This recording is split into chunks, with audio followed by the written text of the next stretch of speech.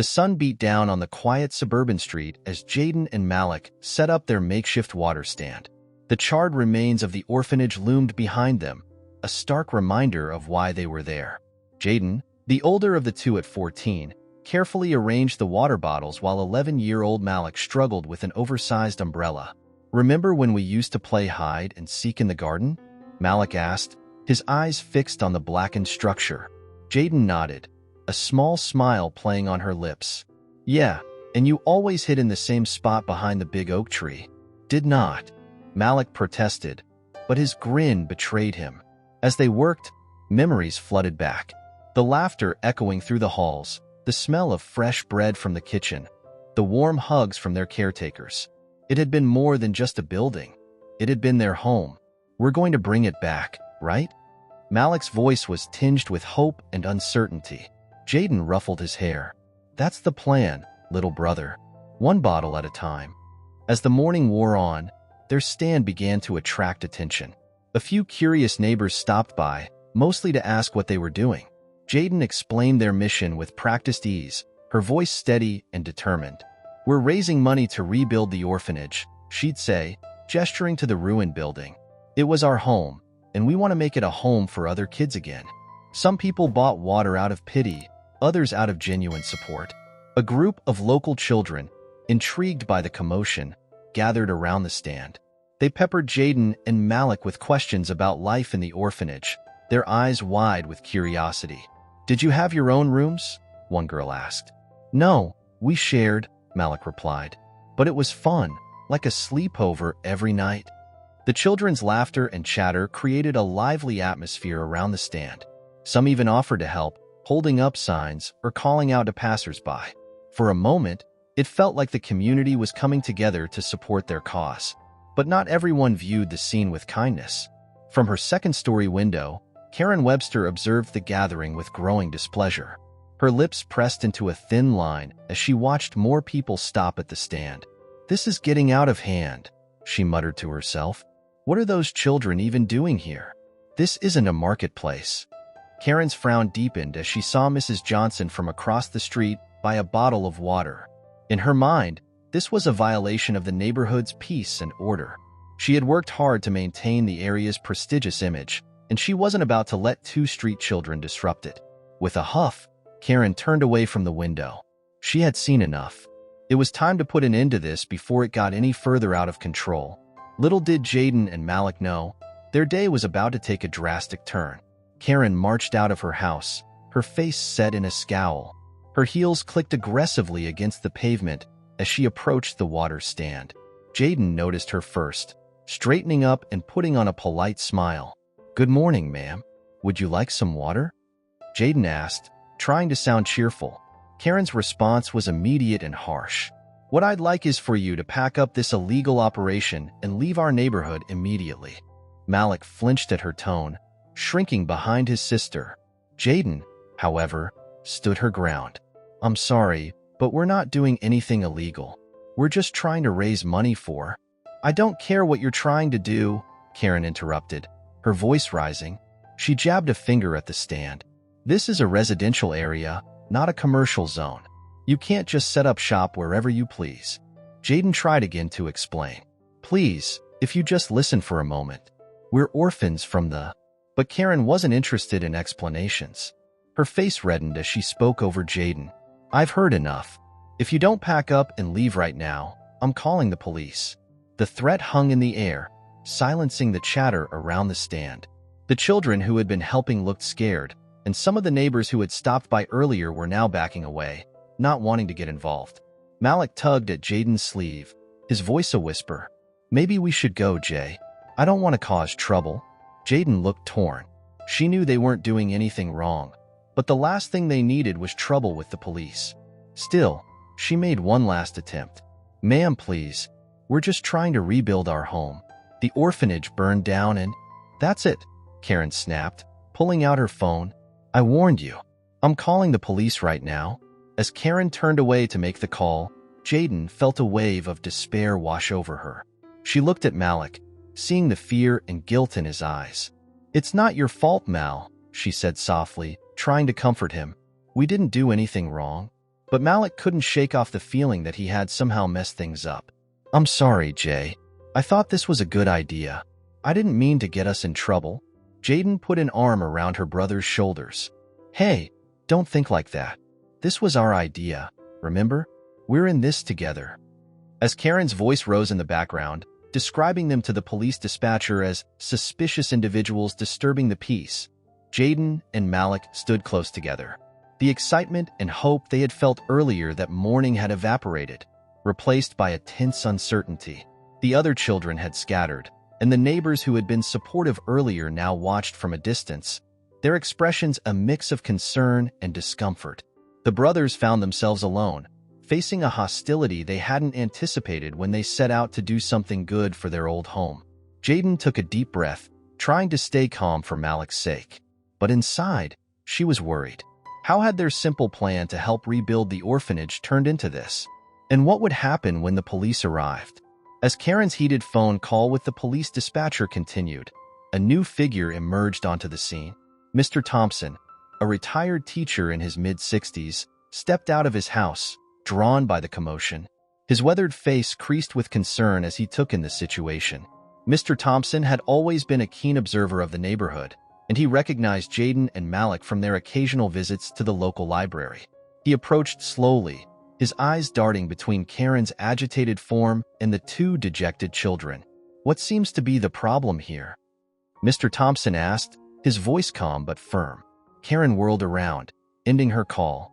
"These children are running an illegal business in our neighborhood. I've called the police to remove them." Mr. Thompson frowned, looking at the simple water stand. "Is that really necessary, Karen? They're just kids trying to sell some water." "Rules are rules, George," Karen snapped. "We can't have people setting up shops on every corner. It'll ruin the character of our neighborhood." Mr. Thompson's expression softened as he turned to Jaden and Malik. "Why don't you tell me what this is all about?" Jaden, seeing a potential ally, quickly explained their situation, the burned orphanage, their fundraising efforts, and their hope to rebuild. As she spoke, Mr. Thompson's eyes filled with understanding and a hint of sadness. "I see," he said softly. Then, turning to Karen, he spoke with more force. "Karen, these children aren't trying to cause trouble. They're trying to rebuild their home.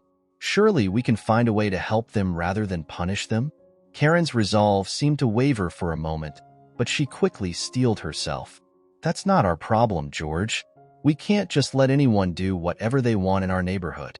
Mr. Thompson sighed deeply. "You know, Karen, this reminds me of when I was a boy. I grew up poor, and there were times when my family had to rely on the kindness of others. I remember feeling scared and ashamed when people looked at us the way you're looking at these kids now." His words seemed to strike a chord with some of the onlooking neighbors, who shifted uncomfortably. Karen, however, remained unmoved. "That was a different time, George. Things are different now. We have rules for a reason." Mr. Thompson shook his head sadly. "The world's changed, yes, but the need for compassion hasn't. These children aren't asking for handouts. They're working to make things better. Isn't that what we should be encouraging?" As they argued, Jaden and Malik watched with a mixture of hope and apprehension. Mr. Thompson's defense of them was unexpected but welcome. For the first time since Karen had approached, they felt like someone was on their side. The conversation between Mr. Thompson and Karen grew more heated, revealing deeper issues than just a water stand. They spoke of changing neighborhoods, of safety concerns, of the need for community versus the desire for privacy and order. Through it all, the underlying current of their own pasts, Mr. Thompson's childhood poverty and whatever had hardened Karen's heart, bubbled just beneath the surface. As the debate continued, the sound of approaching sirens cut through the air. The police were arriving, and despite Mr. Thompson's intervention, it seemed that Jaden and Malik's troubles were far from over. The police car pulled up to the curb, its lights flashing. Two officers stepped out, their faces impassive as they surveyed the scene. The taller officer, his name tag reading Officer Davis, approached the group. "We received a call about a disturbance," he said, his eyes scanning from Karen to Mr. Thompson, then settling on Jaden and Malik. "What's going on here?" Karen immediately stepped forward. "Officer, these children are running an illegal business on our street. I want them removed immediately." Officer Davis turned to the brothers. Is this true? Are you selling without a permit? Jaden swallowed hard, trying to keep her voice steady. We're just selling water, sir. We're trying to raise money to rebuild the orphanage where we used to live. It burned down last month. The second officer, a younger woman named Officer Chun, looked at the simple stand. Do you have permission to be selling here? Malik, his voice barely above a whisper, replied, We didn't know we needed permission. We just wanted to help. The officers exchanged glances. Officer Davis's expression softened slightly, but he maintained a professional tone. I understand you may have good intentions, but there are laws about street vending. We'll need to ask you to pack up your stand. Mr. Thompson stepped forward. Officers, if I may, these children aren't criminals. They're orphans trying to do something positive for their community. Surely there's a better way to handle this than treating them like lawbreakers. Officer Chin looked thoughtful. Sir, can you tell us more about their situation? As Mr. Thompson began to explain, Karen interrupted. This is ridiculous. It doesn't matter why they're here. They're breaking the law, and that's what you should be focusing on. The atmosphere grew tenser. Neighbors who had been watching from a distance began to gather closer, murmuring among themselves. Some seemed sympathetic to Jaden and Malik, while others nodded in agreement with Karen. Officer Davis held up a hand for silence. Ma'am, we need to gather all the facts before we make any decisions. He turned back to the brothers. We're going to need to take you down to the station to sort this out. Jaden's eyes widened in fear. Are we under arrest? No, Officer Chin quickly assured her. We just need to verify your story and contact your guardian. It's standard procedure. Malik grabbed Jaden's hand, his voice trembling. Jay, I'm scared. What's going to happen to us? Jaden squeezed his hand, trying to appear braver than she felt. It'll be okay, Mal. We haven't done anything wrong. They'll see that. As the officers began to escort Jaden and Malik to the police car, Mr. Thompson called out, I'll follow you to the station. These children shouldn't be alone. Karen watched with a mixture of satisfaction and unease as the brothers were led away. The water stand, the focus of so much conflict, stood abandoned on the sidewalk, a poignant symbol of good intentions gone awry. As the police car pulled away, the neighbors began to disperse, their conversations a mix of concern, criticism, and confusion. The incident had shaken the quiet suburb, leaving in its wake questions about community, compassion, and the sometimes fine line between order and empathy. The fluorescent lights of the police station buzzed overhead as Jaden and Malik sat side by side on a hard plastic bench. The stark white walls and the constant shuffle of officers and detainees created an intimidating atmosphere that left both children on edge. Malik leaned into his sister, his voice barely above a whisper. Jay, what if they don't let us go? What if they send us to different foster homes? Jaden put her arm around her brother's shoulders, trying to project a confidence she didn't entirely feel. That's not going to happen, Mal. We haven't done anything wrong. They'll understand once we explain everything. But as the minutes ticked by, Jaden couldn't help but feel a gnawing worry in her stomach. Everything they had worked for, their plans to rebuild the orphanage, their dream of creating a home for other kids like them, seemed to be slipping away. I just wanted to help, Malik said, his voice cracking. I thought if we worked hard and showed everyone how much we cared, they'd want to help too. But now everything's ruined. Jaden turned to face her brother, her expression serious. Listen to me, Mal. Nothing's ruined. This is just a setback. Remember what Ms. Laura used to tell us at the orphanage? Obstacles are just opportunities in disguise. Malik managed a small smile at the memory of their favorite caretaker. Yeah, but I don't think she meant getting in trouble with the police. Maybe not, Jaden admitted. But the point is, we can't give up. We're doing this for all the kids who need a home, just like we did. We have to keep trying, no matter what. As they talked, Officer Chin approached, a thoughtful expression on her face. Jaden, Malik, I've been talking with Mr. Thompson. He's told me more about your situation in the orphanage. The brothers straightened up, hope flaring in their eyes. Officer Chen continued, her tone softening. I understand you were trying to do something good, but you need to know that there are rules about selling things on the street. You need permits and permissions. We didn't know, Jaden said quickly. We'll get the permits if we need to. We just want to help rebuild our home.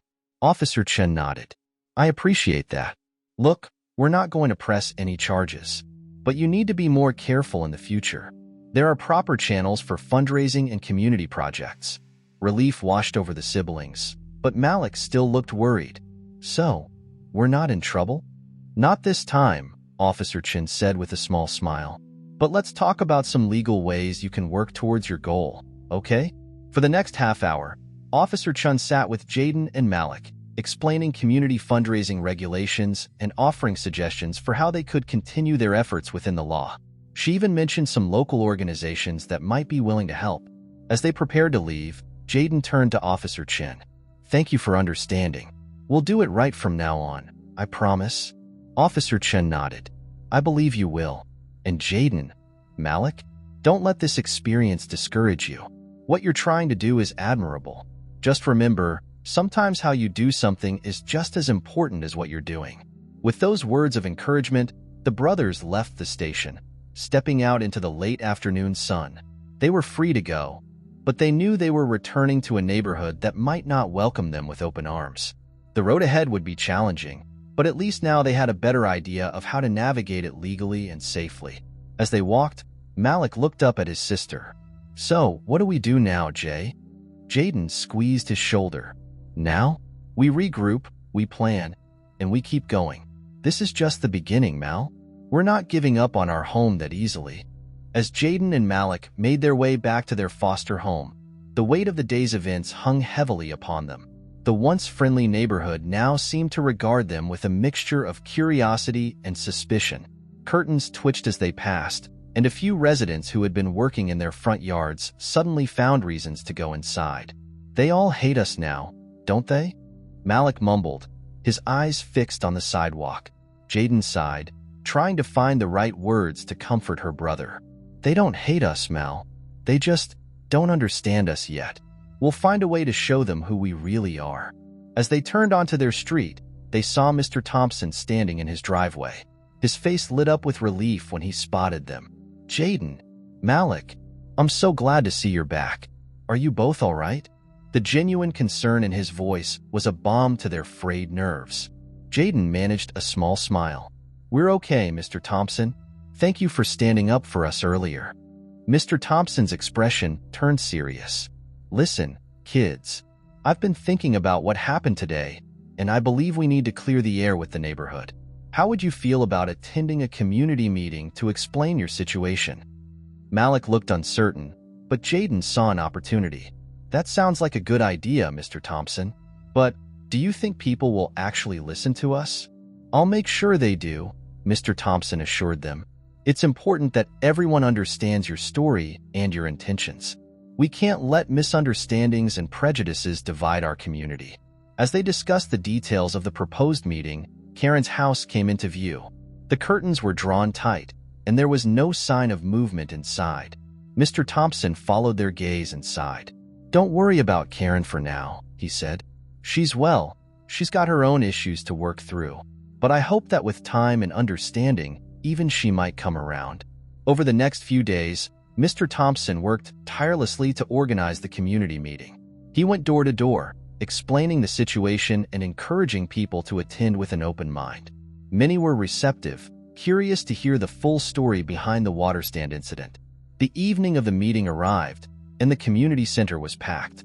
Jaden and Malik sat at the front, nervously fidgeting as their neighbors filed in. Mr. Thompson stood at the podium, calling the meeting to order.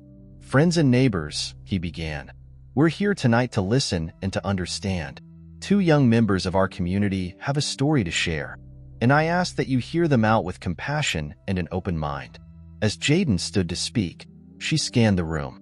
She saw familiar faces, some friendly, some skeptical, some merely curious. But one face was noticeably absent, Karen's. Despite Mr. Thompson's personal invitation, she had chosen not to attend. Taking a deep breath, Jaden began to tell their story. She spoke of the orphanage fire, of their dreams to rebuild, and of their misguided but well-intentioned efforts to raise funds. As she spoke, she could see the expressions in the room softening, understanding dawning in many eyes. When she finished, there was a moment of silence. Then, slowly, hands began to raise with questions. Some were supportive, offering suggestions for legal fundraising methods. Others were more critical, expressing concerns about safety and regulations. But the tone remained civil, a far cry from the heated confrontation of a few days ago. As the meeting wound down, Jaden and Malik felt a glimmer of hope. They hadn't won everyone over, but at least now people understood their motivations. It was a start.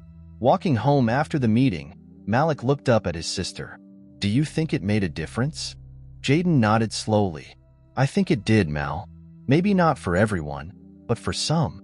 And sometimes that's all you need. A few people willing to listen and understand." As they passed Karen's house, they noticed a slight movement of the curtains. For a brief moment, they caught a glimpse of her watching them.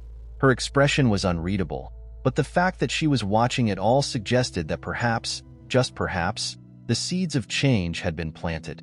The day after the community meeting, Malik sat at the small desk in their foster home's shared bedroom, a blank piece of paper before him. Inspired by the meeting's outcome and Mr. Thompson's encouragement, he had decided to write an open letter to the community. "What are you doing, Mal?" Jaden asked, noticing her brother's intense concentration. Malik looked up, his eyes bright with determination. "I'm writing a letter to everyone in the neighborhood. I want them to really understand us, Jay. Not just what happened with the water stand, but who we are." Jaden sat down next to him, curious. "That's a great idea. What are you going to say?" "I'm not sure yet," Malik admitted. "But I want to tell them about our life at the orphanage, about the other kids who need a home, and why rebuilding it means so much to us." For the next few hours, Malik poured his heart onto the paper. He wrote about the warmth and love they had experienced at the orphanage, despite the challenges. He described the sense of family they had found there, and how losing it felt like losing a part of themselves. With simple, heartfelt words, he painted a picture of children who wanted nothing more than to create a safe haven for others like them. As Malik worked on his letter, Jaden decided to take action of her own. She walked to Karen's house, determined to make one last attempt at reaching out. Standing on the front porch, she took a deep breath and knocked. After a long moment, the door opened a crack. Karen's suspicious face appeared. "What do you want?" she asked, her voice cold. Jaden steeled herself. "Mrs. Webster, I know you didn't come to the meeting last night. I thought maybe you'd like to hear what we have to say directly. My brother is writing a letter to the community, and I'd really appreciate it if you'd read it." Karen's expression remained stony. "I've heard enough from you too. I'm not interested in your excuses or your sob stories." "They're not excuses," Jaden said, trying to keep her voice calm. "It's just the truth about who we are and why we're here. Please, Mrs. Webster, all we're asking is that you read it." For a moment, it seemed like Karen might slam the door in her face. But something in Jaden's earnest expression made her pause. "Fine," she said curtly. "Leave it in the mailbox when it's done. I'm not promising I'll read it, but I won't throw it away." It wasn't much, but it was something. Jaden nodded, thanking her before turning to leave.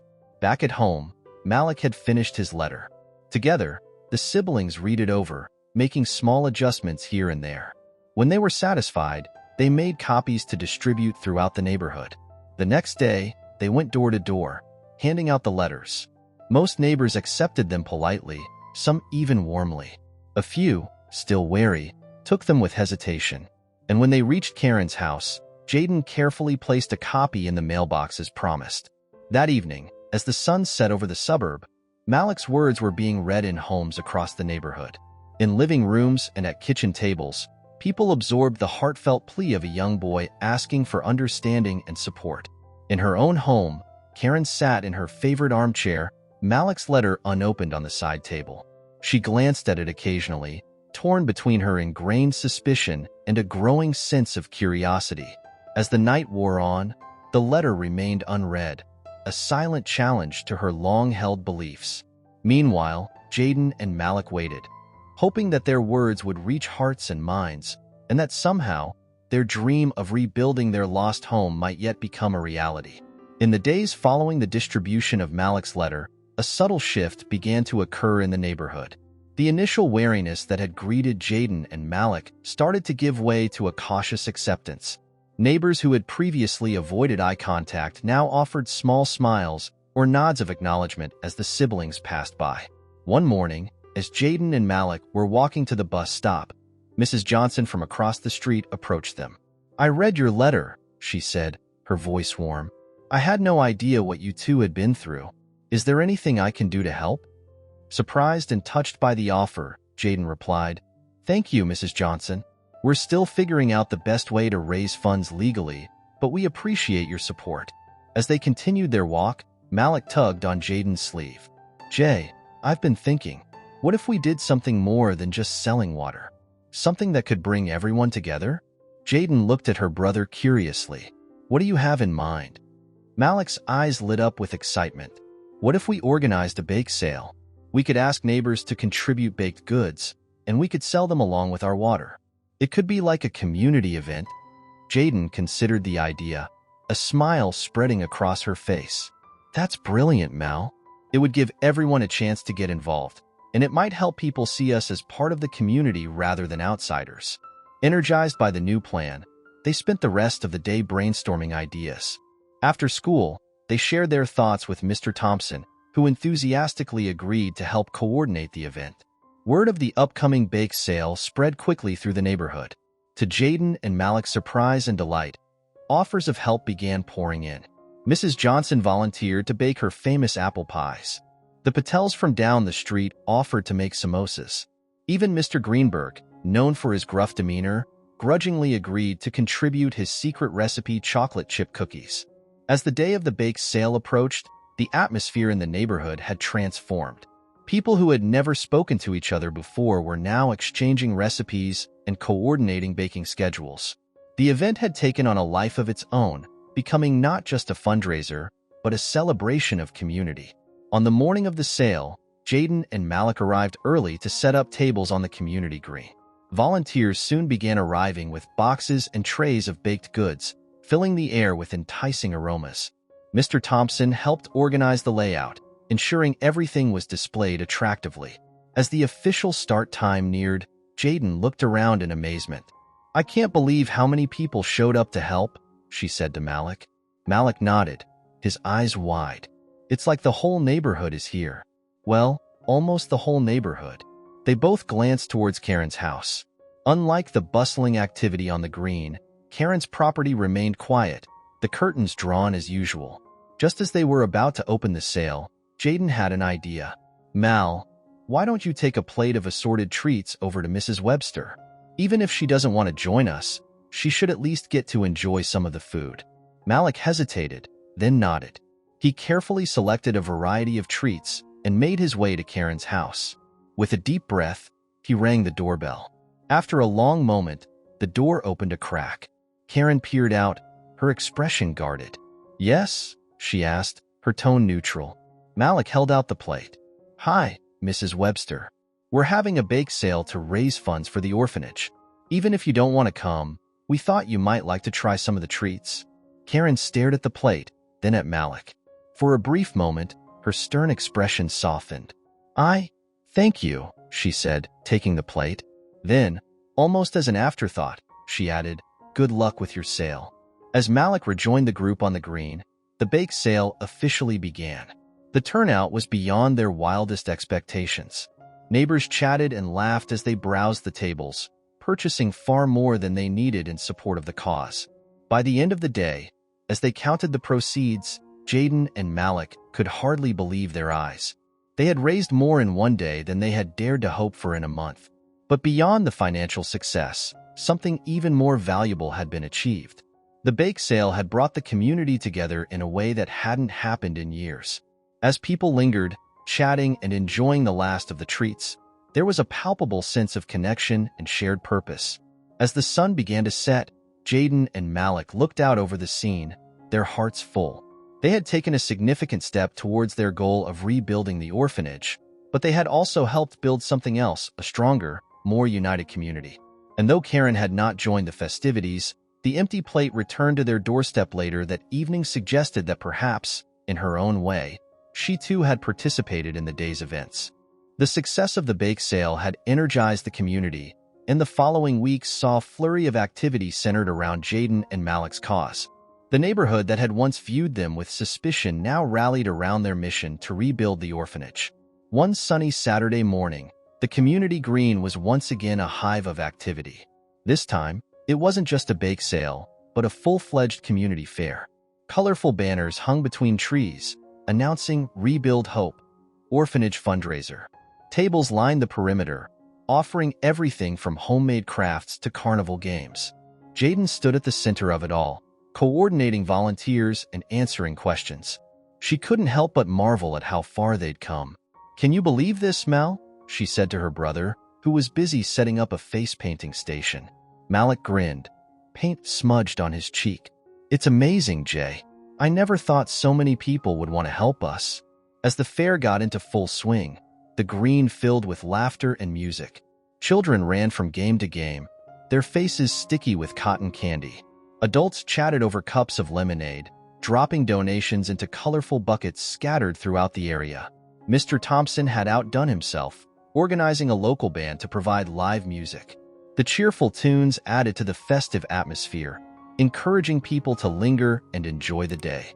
Amidst the joyful chaos, Jaden found herself constantly scanning the edges of the crowd, looking for one particular face. Despite the neighborhood's change of heart, Karen had remained aloof, her house a silent sentinel on the outskirts of the celebration. As the afternoon wore on, Jaden decided to make one more attempt at reaching out. She put together a small care package of fair treats, a slice of Mrs. Johnson's apple pie, some of Mr. Greenberg's cookies, and a cup of fresh lemonade.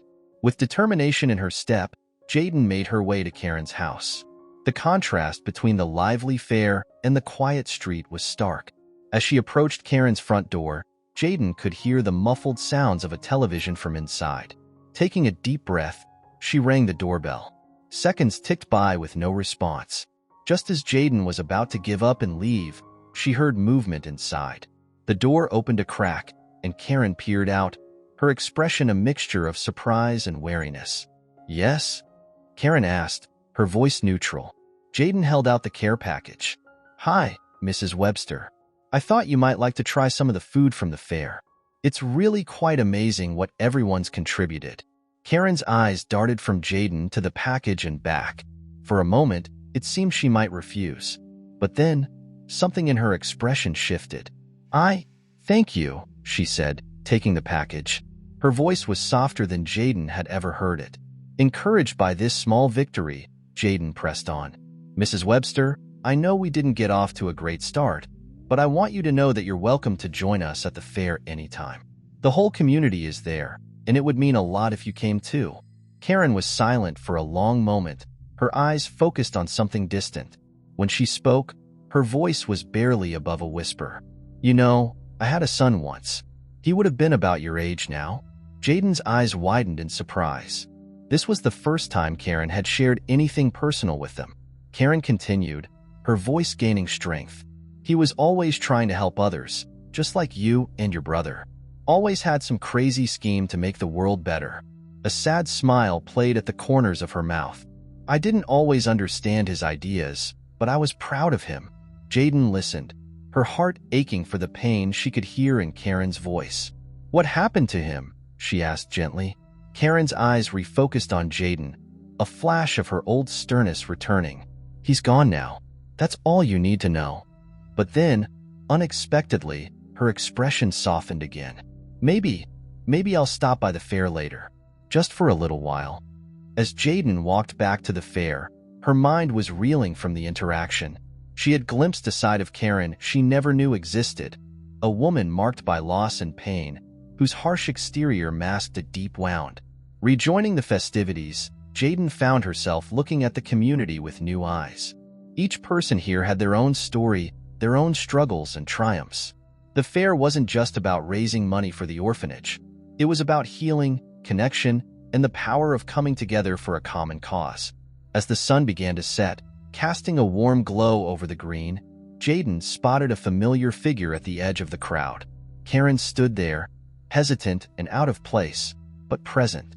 Their eyes met across the distance, and Jaden offered a small, encouraging smile. It wasn't a fairy tale ending, but it was a start. And in that moment, Jaden realized that rebuilding the orphanage was about more than bricks and mortar. It was about rebuilding hope, not just for the children who would live there, but for an entire community. As the community fair wound down, Karen's presence at the edge of the crowd did not go unnoticed. Whispers rippled through the gathering, and curious glances were cast in her direction. Jaden, seeing the potential for discomfort, decided to take action.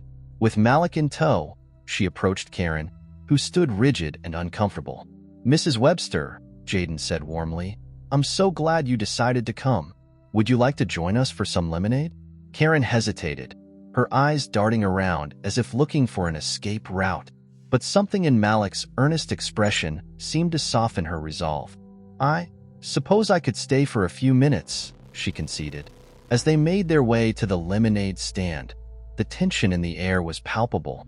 Neighbors who had been chatting animatedly moments before fell silent, watching the unlikely trio with a mixture of curiosity and apprehension. Mr. Thompson, ever the peacemaker, approached with a friendly smile. "Karen, it's good to see you here.